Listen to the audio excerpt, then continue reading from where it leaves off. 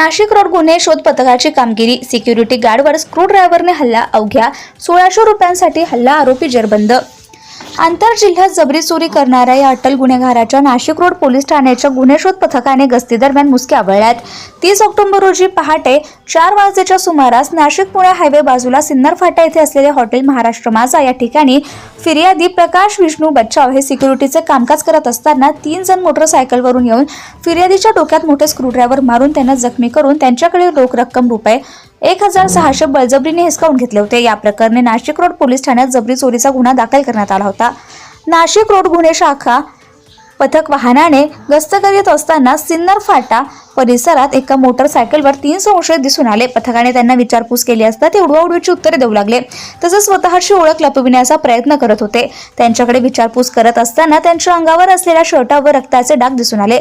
त्यामुळे पथकाला अधिक संशय आल्याने त्यांना पकडण्यात प्रयत्नात ते मोटरसायकलवरून पळून जात असताना नाशिक रोड गुन्हे शोध पथकाने 1 किलोमीटर पाठलाग करून युवराज सुनील साळुंके व 21 वर्ष राहणार plot number 602 number society Makhmalabad taluka जिल्हा नाशिक असं सांगितलं आणि त्याच्या सोबत असलेले 2 विधी संघर्षात बालकांना ताब्यात घेतले। पोलिसी खाक्यात दाखवत्यास सदर 3 संशयितांनी गुन्हा केल्याची कबुली दिली।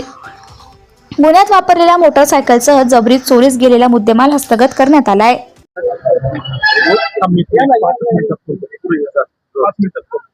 दिनांक 30/10/2025 रोजी सकाळी पहाटे 5 वाजता सिन्नर फाटा या ठिकाणी महाराष्ट्र माझा नावाचा हॉटेल आहे, त्या ठिकाणी काम करणारा जो सिक्युरिटी गार्ड आहे प्रकाश विष्णू बच्चाव, सदरीचं त्याचं कर्तव्य करत असताना त्या ठिकाणी 3 अनोळखी इसमांनी येऊन मोटरसायकलवर येऊन त्याला मोठा स्क्रू ड्रायव्हरनी त्याला मारहाण करून 1600 रुपये रोख रक्कम अशी जबरी चोरी करून निघून गेलेला होता। त्या अनुषंगाने नाशिक रोड पोलीस स्टेशन या ठिकाणी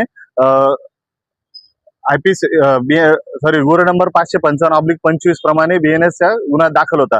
त्या गुन्ह्याचा तपास हा पोलीस उपनिरीक्षक काकडे साहेब हे स्वतः करत होते।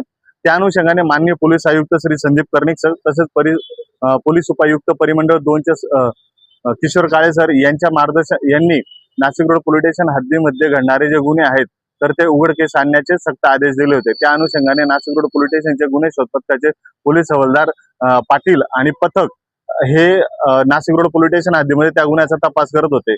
समांतर तपास करत असताना त्यांना रात्रपाळी गस्त करत असताना 3 अनोळखी इसम दिनांक 31/10/2025 रोजी मिळून आले।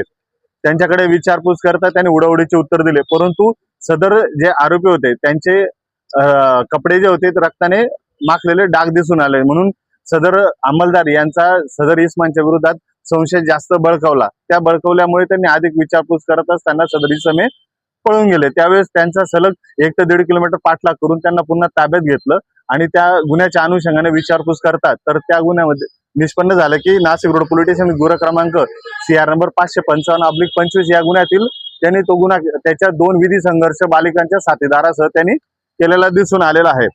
सदर गुन्ह्यामध्ये जवळपास म्हणजे 92,000 रुपयेचा किमतीचा मुद्देमाल हस्तगत करण्यात आलेला आहे। त्यामध्ये गुन्हा करण्यासाठी वापरलेली जी मोटरसायकल होती ती हस्तगत करण्यात आलेला आहे।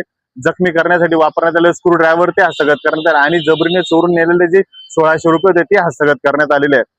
सदर आरोपीचा अभिलेख तपासला असता तर असं निष्पन्न होते की सदर आरोपीच्या विरोधात यापूर्वी वेगवेगळ्या जिल्ह्यामध्ये तालुक्यामध्ये घरफोडीचे आणि चोरीचे गुन्हे आहेत, जसं की वावी पोलीस स्टेशनला गुन्हा आहे जबरी चोरीचा, तसंच सिन्नर पोलीस स्टेशन या ठिकाणी घरफोडीचा गुन्हा दाखल आहे।